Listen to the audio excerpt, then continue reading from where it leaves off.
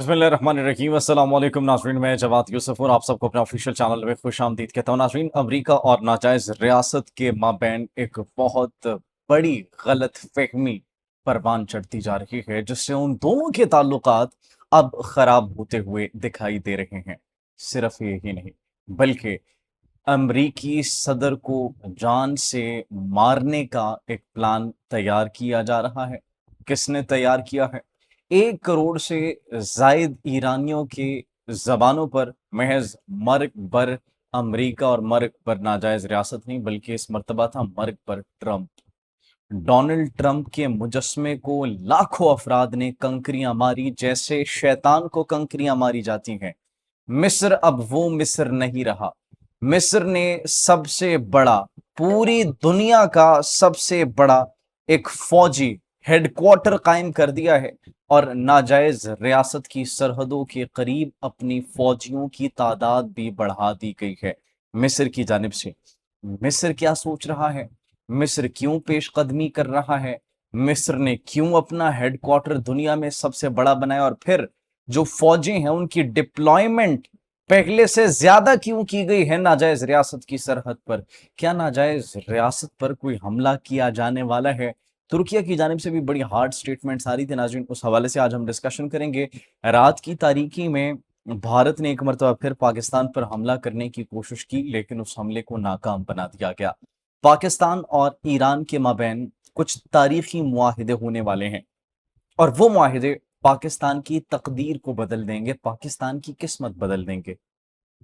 IMF से 1 billion, 2 billion, $3 billion के मुआहिदे होते हैं, लेकिन गेस व्हाट, पाकिस्तान की ज्योग्राफिकल इंपॉर्टेंस की अगर बात की जाए और ईरान के साथ ये जो मुआहिदा जिसकी अभी स्पेकुलेशंस इस वक्त आ रही हैं, की जा रही हैं, अगर ये हो गया तो वो ट्रेड $40 बिलियन तक एनुअली जा सकती है। $40 बिलियन, मतलब पाकिस्तान आईएमएफ से कर्जा तो दूर की बात, पाकिस्तान दीगर ममालिक को कर्जा देगा। ऐसी कौन सी डील है नाज़रीन? उस डील पर भी बात करेंगे। पाकिस्तान और भारत के माबैन ये जो रात की तारीकी में क्लैशेस हुए उस पर भी बात करेंगे और फिर भारत रो रहा है, भारत के आंसू निकल रहे हैं और भारतीय तज्जियाकारों की जानिब से कुछ होशरुबा इंकशाफात किए गए हैं, जिसने मोदी को तिगनी का नाच भी नचाया है और मोदी को 440 वोल्ट का झटका भी दिया है। कुछ सवालात किए जा रहे हैं नरेंद्र मोदी से। वो क्या सवालात हैं नाज़रीन, उस पर भी आज हम बात करेंगे। सबसे पहले आपको बताते हैं पाकिस्तान और भारत के माबैन क्लैशेस कहां पर हैं। रात की तारीकी में नाज़रीन ये इतलात मौसूल हो रही हैं कि भारतीय पोस्ट से कुछ हमला किया गया कुपवाड़ा सेक्टर एलओसी पर, और जब ये हमला किया तो उसके बाद पाकिस्तान ने भारतीय पोस्टों को चुन चुन कर निशाना बनाया और जो वॉयलेशन की सीज फायर की भारतीय फोर्स ने, तो भारत को ऐसा तगड़ा जवाब दिया कि फिर भारत की साइड से एक भी गोली नहीं चली और भारतीय चौकियों को तबाह करने की इतलात एज ऑफ नाउ मौसूल हो रही हैं। सिर्फ यही नहीं, बल्कि इसके साथ साथ नाज़रीन अगर देखा जाए, मकबूजा कश्मीर में मुजाहिदीन ने, फ्रीडम फाइटर्स ने भारतीय फौजियों को उड़ाना छोड़ा नहीं है। रिसेंटली चीनपुरा शोपिया में कश्मीरी मुजाहिदीन और मकबूजा भारतीय फौज जो है, मकबूजा कश्मीर में भारतीय फौज, उनके माबैन बड़े पैमाने पर क्लैशेस देखने को मिले और न सिर्फ क्लैशेस देखने को मिले बल्कि 5 भारतीय फौजियों को जहन्नुम हासिल कर दिया गया। ये इतलात मौसूल हो रही हैं। 7 से जायद जख्मी हैं और इसमें 2 मुजाहिदीन के शहीद होने की इतलात भी मौसूल हो रही हैं। सिर्फ यही नहीं, बल्कि हमने आपको अपने पिछले व्लॉग में भी बताया था कि मकबूजा कश्मीर में जिस तरीके से भारतीय फौजियों को चुन चुन कर निशाना बनाया जा रहा है, ये हमने आपको बताया था चांदपोरा इलाका है, वहां पर एक्चुअली ये एम्बुश करके इनको हलाक किया गया था भारतीय फौजियों को। ये कल की खबर है। आज फिर से ये खबर मौसूल हो रही है कि शोपिया में एक मतलब फिर से क्लैश हुआ और 5 जो है भारतीय फौजियों को जहन्नुम वासिल कर दिया गया है। सिर्फ ये नहीं नाज़रीन, बल्कि इसके साथ साथ मिस्र का हमने बताया, मिस्र की बात की, मिस्र अपनी पॉलिसी को चेंज कर रहा है। That has been very clear. मिस्र ने पहली मर्तबा, मिस्र के सदर ने तारीख में पहली मर्तबा नाजायज रियासत को अपना दुश्मन करार दिया। अब जितनी उनकी फौजें नाजायज रियासत की सरहद पर मौजूद थी, अब उससे डबल कर दी गई है। फौजों की डिप्लॉयमेंट बढ़ा दी गई है और पेंटागन से बड़ा उन्होंने हेडक्वार्टर बना दिया है। पेंटागन से बड़ा, दुनिया का सबसे बड़ा हेडक्वार्टर बना दिया गया है किसकी जानिब से? मिस्र की जानिब से। और ये नाज़रीन इतना मतलब कितने, ये पेंटागन जो है वो 583 एकड़ पर मुश्तमिल है और ये ऑक्टागन 22,000 एकड़ पर मुश्तमिल है।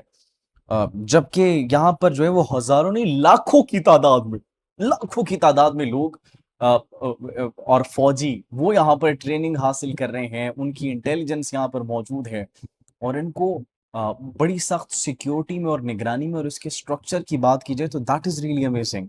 तो ये एक्चुअली नाज़रीन इत्तलात मौसूल हो रही हैं कि जो मिस्र है उनकी पॉलिसी में तब्दीली आ रही है और ऐन मुमकिन है कि मिस्र एक नई जंग की तैयारी कर रहा है।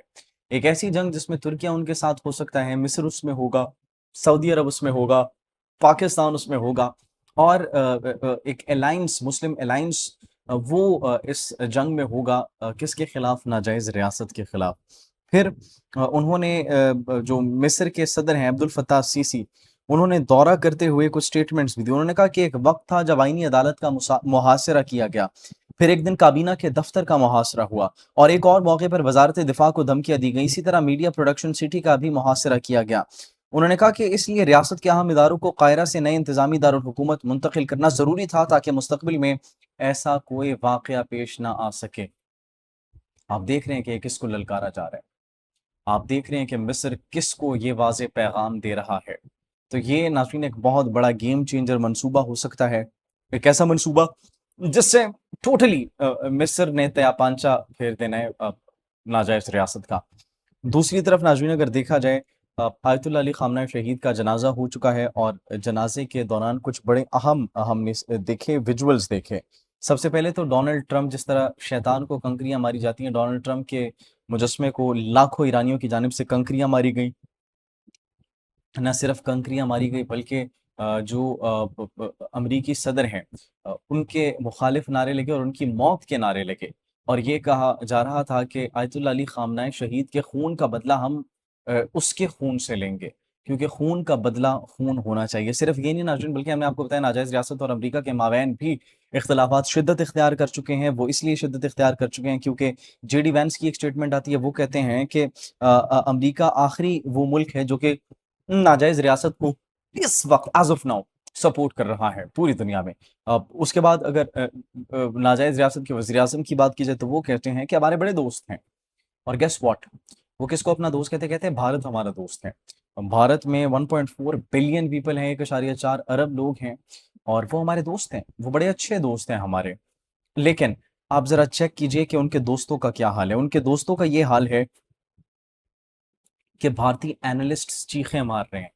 आए रोज़ उनकी एयरफोर्स के हादसात हो रहे हैं, उनकी मिलिट्री इतनी कैपेबल नहीं है, इतनी स्ट्रॉन्ग नहीं है और ये कहा जा रहा है कि पाकिस्तान J-35 हासिल करने की पूरी कोशिश कर रहा है। 2025 से पाकिस्तान के पायलट्स वो J-35 की ट्रेनिंग हासिल कर रहे हैं, दे आर इन चाइना और इंडियन एयरफोर्स को कोई तैयारा देने को भी तैयार नहीं है और इंडियन एयरफोर्स अपनी प्रोग्रेस भी नहीं दिखा रही, ना प्रोग्रेस दिखा रही है, बल्कि इंडियन एयरफोर्स की प्रोग्रेस का अगर इनसे सवाल किया जाए तो ये इनकी ज़बानों पर ताले पड़ जाते हैं। तो ये एक्चुअली भारतीय एयरफोर्स का हाल है। फिर नाज़रीन आखिर में एक अच्छी खबर से हम इख्तिताम करेंगे और वो इख्तिताम ये है कि पाकिस्तान और ईरान के माबैन अगर ये मुआहिदा हो जाता है एक कॉरिडोर का, चाबहार और गवादर के मर्ज करने की बात की जा रही है और उसके साथ-साथ ईरान के पास एनर्जी है, पाकिस्तान के पास जियोग्राफी है, इन दोनों को अगर कंबाइन किया जाए तो एक ऐसी ट्रेड डील हो सकती है जिसकी इनिशियल स्टार्टिंग जो है वो $2 बिलियन से होगी, लेकिन आहिस्ता-आहिस्ता ये $40 बिलियन तक जा सकती है। एक ऐसी डील जो पाकिस्तान की तकदीर बदल देगा, एक ऐसी डील जो ईरान की भी तकदीर बदल देगा, एक ऐसी डील जो कि पाकिस्तान के दिन बदल देगा। डॉलर्स की बारिश होगी, आईएमएफ के पास कभी जाने की ज़रूरत नहीं पड़ेगी। ये माहिर मईशत ये फ़ारूक सलीम की जानिब से दावा किया गया। Let's hope for the best नाज़रीन, जैसे कोई मज़ीद डेवलपमेंट आती है आपकी खिदमत में हाज़िर होंगे। तब तक के लिए मुझे इजाज़त दीजिए, अपना बहुत ख़्याल रखिए। अल्लाह निगहबान।